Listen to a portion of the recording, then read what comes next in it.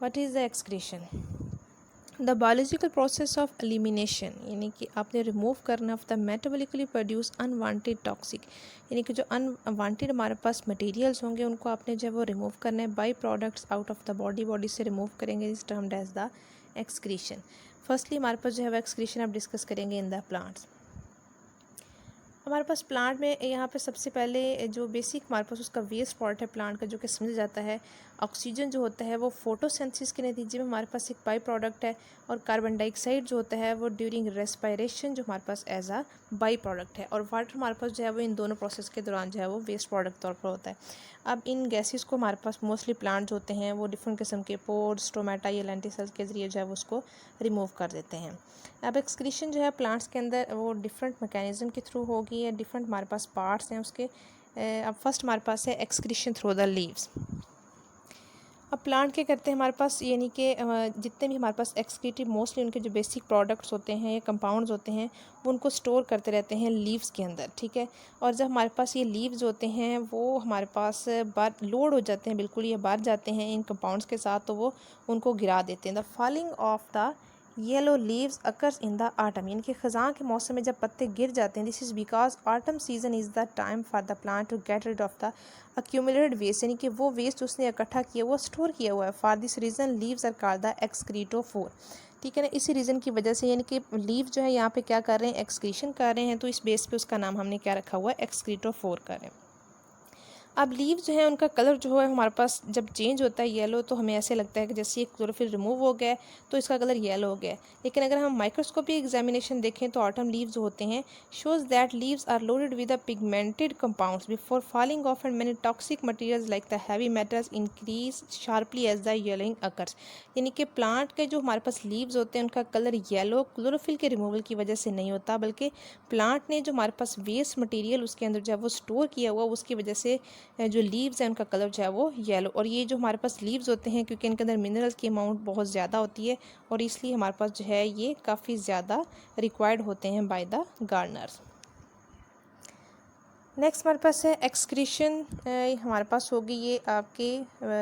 Stem, trunk या branches के ज़रिए। हमारे पास ब्लू बेल एक प्लांट है, उसके जो हमारे पास लीव्स होते हैं that leaves a bulb underground containing waste, अब नज़र आ रही हैं हमारे पास उसकी बेसिक, हमारे पास ये नीचे जो है वो आपको बल्ब नज़र आ रही है। ये जो बल्ब होती हैं ये वाली, इनके अंदर वो क्या करेगा, अपने जितने भी वेस्ट मटेरियल हैं उनको स्टोर करता रहेगा, और हमारे पास at the end of the time वो इस बल्ब को क्या कर देगा, रिमूव कर देगा। इस तरीके से वो वेस्ट को जो है वो बॉडी से रिमूव कर रहा है। एक्सक्रीशन थ्रू द स्टेम, अब स्टेम किस तरीके से होगा, some tree deposit the strange chemicals specially in the old xylem, यानी कि आपको जैसे पता होगा कि जाइलम का बेसिक फंक्शन हमारे पास क्या है, transport of the water and the minerals. लेकिन जो ओल्ड जाइलम होता है which is no longer use for the water transport, यानी कि हमारे पास ये इतना पुराना हो चुका है कि हमारे पास प्लांट उसको अपनी वाटर ट्रांसपोर्ट के लिए यूज़ नहीं कर रहा, तो प्लांट क्या करेगा, ये जो ओल्ड जाइलम है इसके अंदर डिफरेंट किस्म के जो हमारे पास वेस्ट मटेरियल उनको स्टोर कर लेगा, और उनको उनकी स्टोरेज की वजह से वो किस तरह के हो जाएंगे, this take place in the ebony. Ebony हमारे पास अब क्या होगी, वो हमारे पास आपका वुड का पार्ट, यानी कि ओल्ड जाइलम का वो हिस्सा जिसके अंदर हमने क्या किया हुआ है, वेस्ट मटेरियल को स्टोर किया, और वेस्ट मटेरियल को स्टोर करने की वजह से उसका कलर किस तरह का होता है, ब्लैक हो जाता है। और ये हमारे पास ब्लैक जो पोर्शन है वो क्या कहलाता है, इबोनी कहलाता है, which produce a very black would in the centre. अब जो हमारे पास कलर होता है वो वेस्ट की वजह से इसका कलर जो है वो चेंज होता है। नेक्स्ट हमारे पास है एक्सक्रीशन थ्रू द रूट्स के ज़रिए कैसे करते हैं।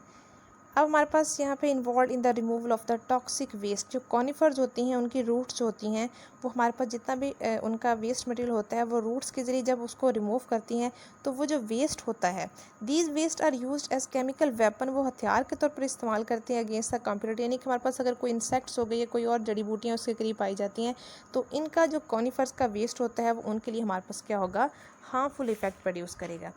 तो हमारे पास एक्सक्रीशन प्लांट में बेसिक हमारे पास तीन ही है एक्सक्रीशन के जो पॉइंट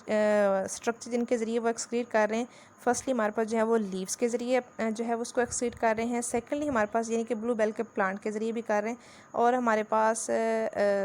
एक्सक्रीशन थी स्टेम के ज़रिए, और लास्ट वन हमारे पास कौन सी है, एक्सक्रीशन थ्रू द रूट्स। इस टॉपिक के कुछ इंपॉर्टेंट शॉर्ट क्वेश्चंस हैं। What is the contractile vacuole, how osmoregulation take place in the cartilaginous species, आपने यहाँ पे इसकी अडेप्टेशन मेंशन करनी है। डिफाइन इन हाइड्रोबायोसिस, आपने उसकी डेफिनेशन और साथ में उसकी एग्जांपल मेंशन करेंगे। Differentiate between the excretophore and the ebony, इन दोनों की डेफिनेशन मेंशन करेंगे। How excretions occur through the roots, यानी कि एक्सक्रीशन रूट्स के थ्रू कैसी होती है, वो उसके बेसिक जो हमारे पास 2 पॉइंट्स हैं